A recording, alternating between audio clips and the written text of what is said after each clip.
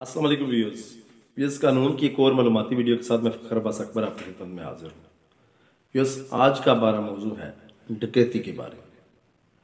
Viewers हमारी video देखने से पहले हमारे चैनल को लाइक कीजिएगा, सब्सक्राइब कीजिएगा, शेयर कीजिएगा ताकि हमारी वीडियो ज़्यादा से ज़्यादा लोगों तक पहुँच सके और हमारी हौसला अफजाई हो सके। व्यूअर्स बेसिकली एक देखने में आया है कि इंतहाई कोशिशों के बावजूद दुनिया ने बड़ी स्ट्रगल की एक ऐसा क्राइम, एक ऐसा जुर्म, डकैती, रॉबरी जिसको रोकने के लिए दुनिया के हर मुल्क ने मुख्तलिफ किस्म के कवानीन वज़ा किए, मुख्तलिफ किस्म की फोर्सेस बनाई। लेकिन एक चीज़ आज भी यहाँ है कि इस जुर्म को रोकना किसी भी मुल्क के लिए इतना आसान नहीं साबित हुआ।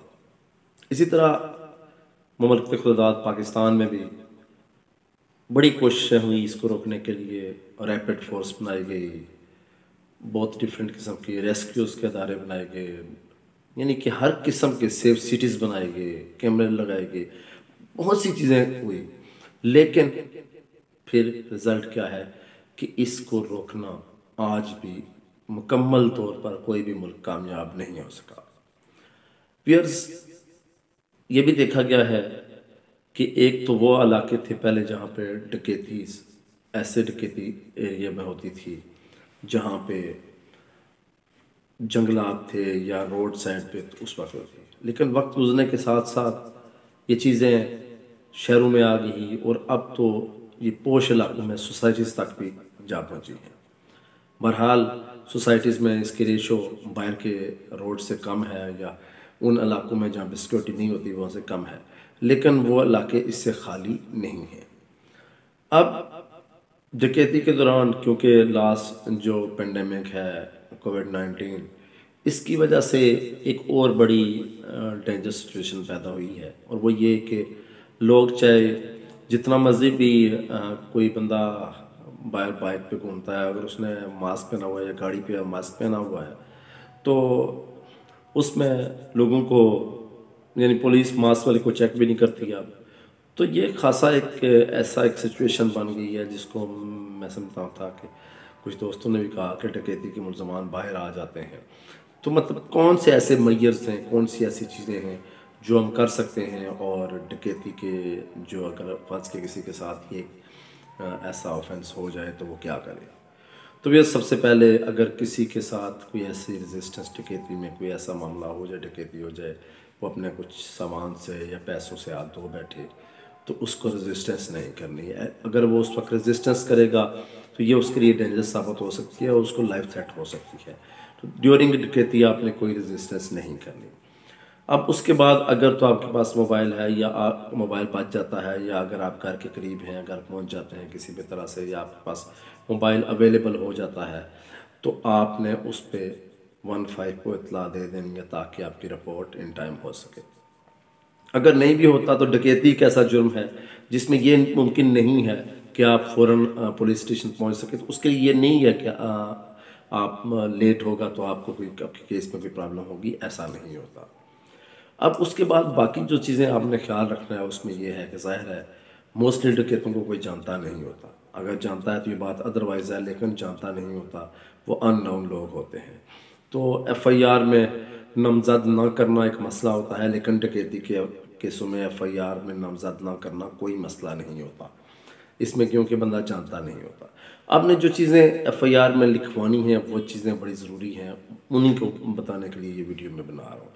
एक चीज़, सबसे पहली चीज़ है, क्योंकि आप नामजद नहीं कर रहे होते तो आप उनके हुलिये लिख सकते हैं। मसलन एक बंदे का कद कितना है, तकरीबन कद इतना है, वो आप लिखवाएंगे एफआईआर में।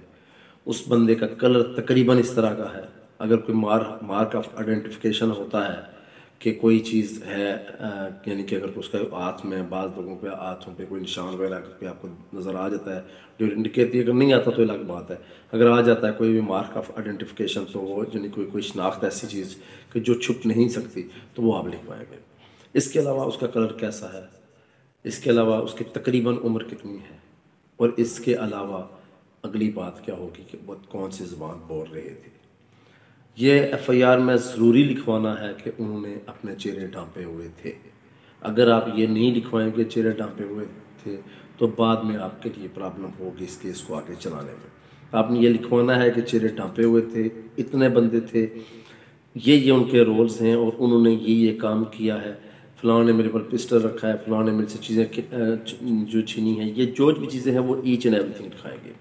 کیونکہ ظاہر ہے آپ ان کے نام نہیں جانتے ہیں تو آپ نے کیا لکھوانا ہے کہ وہ مفلڈ فیس یعنی ان کے چہرے ڈھانپے ہوئے تھے، اور اس کے علاوہ ان کے قد اتنے تھے، ان کی زبان اتنی تھی، ان کے کلر تقریباً اس طرح کا تھا، وہ تقریباً اس طرح کے کپڑے انہوں نے پہنے ہوئے تھے. جو چیز آپ کو بظاہر یعنی حلیے میں جو چیز نظر آتی ہے، جو چیز آپ لکھ سکتے ہیں، ایکسپلین کر سکتے ہیں، وہ آپ لکھوائیں گے. اب اس کے بعد یہ ہوتا ہے کہ ڈکیتی کے جب بھی ملزم پکڑے جاتے ہیں تو ان کو چہرہ ڈھانپ کر کورٹ میں پیش کیا جاتا ہے، اور آپ کو تب انفارم کیا جاتا ہے جب ان کو آپ شناخت پریڈ کے لیے آپ لے کے جاتے ہیں. جب شناخت پریڈ کے لیے جائیں گے تو وہاں پہ مختلف قسم کے لوگوں کو بٹھایا جاتا ہے، اور مدعی جس کے ساتھ یہ وقوع ہوا جاتا ہے اس کو کہا جاتا ہے کہ آپ شناخت کریں ان میں سے وہ ملزم کون ہے کہ جس نے آپ کے ساتھ ڈکیتی کی تھی.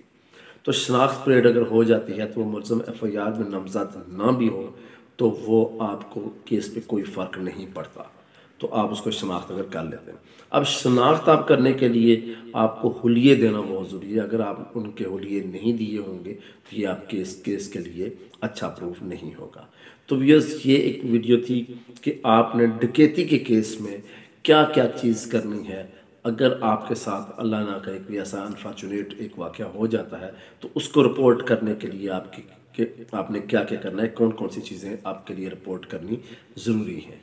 تو اگر آپ ان چیزوں پہ عمل کریں گے تو آپ کا کیس ساؤنڈ ہوگا اور آپ ملزمان کو سزا دلوا سکتے ہیں. اور سم ٹائم اگر ان کے پاس وہ جو آپ کی چیزیں لگیج ہیں، جو سامان آپ کا لے کے گئے ہیں، وہ اگر وہ اویلیبل ہو تو وہ سامان آپ کو واپس مل بھی سکتا ہے.